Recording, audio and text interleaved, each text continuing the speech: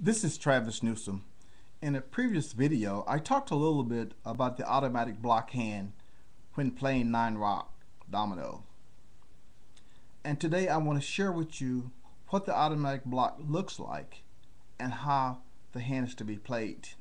I would just invite you to check from time to time to my website, ndld6.com. That's www.ndld6.com for domino tips. But today we're going to focus on the automatic block.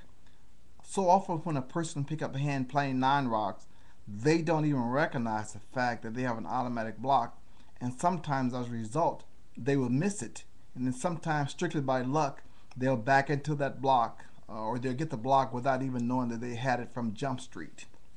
But it's so important when you're playing 9-rocks for you to be able to recognize an automatic block hand as soon as you pick up the hand, because it has to be played correctly or you will not get the results of having a hand like that. So today we're going to focus on what I call this is a traditional block, and a traditional block is what I call when you got four of each kind which you're going to block. In this case here is the 4 deuce block. So we have 4 deuces, and we also have 4 fours, and this is the deuce 4 block. The key thing from a block is that when you have to have the double when you going to have a traditional block. And then the other factor is, if it's a deuce 4 block, then you must have the deuce 4. If you got a 5-6 block, you must have the double 6 and the 5-6. If you got a ace tray block, then you must have the double ace and the ace tray. So in this case, it's the deuce 4 block that we're dealing with, and you have the double deuce, and you also got the deuce 4. Now the key thing here is that you must have the remaining suits in the form of a deuce or in the form of a 4. So let's take a look at the rest of the ones we have in forms of the deuce. Here we got the deuce 6. We got the deuce tray. So that's now we need to find. We need an ace in here. We need a 5 in here, and we need a blank in here. So those need to come from the 4 suits. So here's the ace 4 that we need, and the 5-4 that we need, and the blank 4 that we need. Now what I like to do is take these other 2 dominoes and just kind of push them aside, because I don't want to take a chance on accidentally exposing one of those dominoes or having to play one of those dominoes. So we just move those to the side.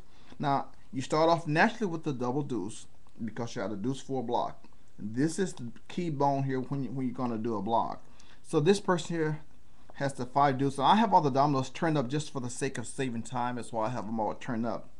So they'll play the 5 deuce, and you immediately put your 4 on him right there because you're working with the deuce 4 block. So you immediately put the 4 out there, and then they'll go over and play. Maybe they'll try to get smart and say, okay, well, fine, he might have a deuce 4 block on me, so I'm gonna play the 4 trade.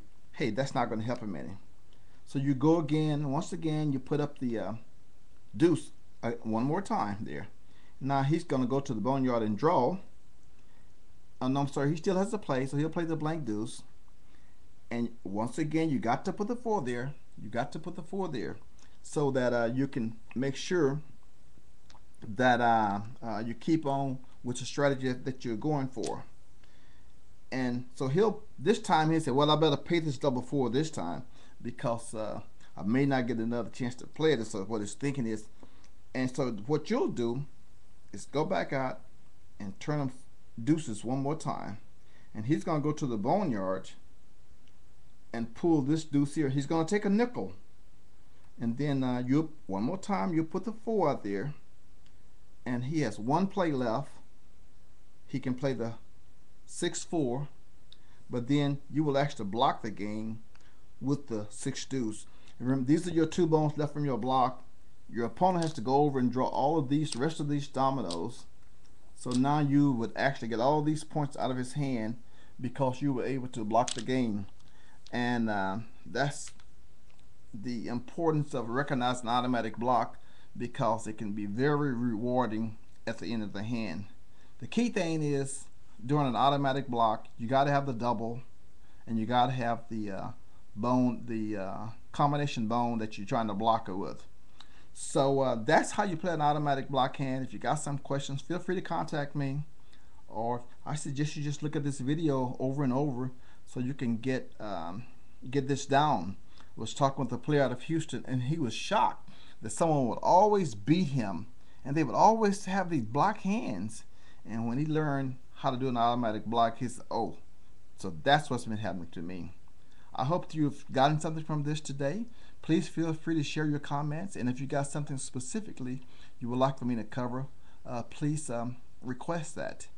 Thank you for listening, and feel free to share this video with some of your domino opponents. That's the way you get better. You get better playing this game because you're playing good players. Don't keep this stuff to yourself.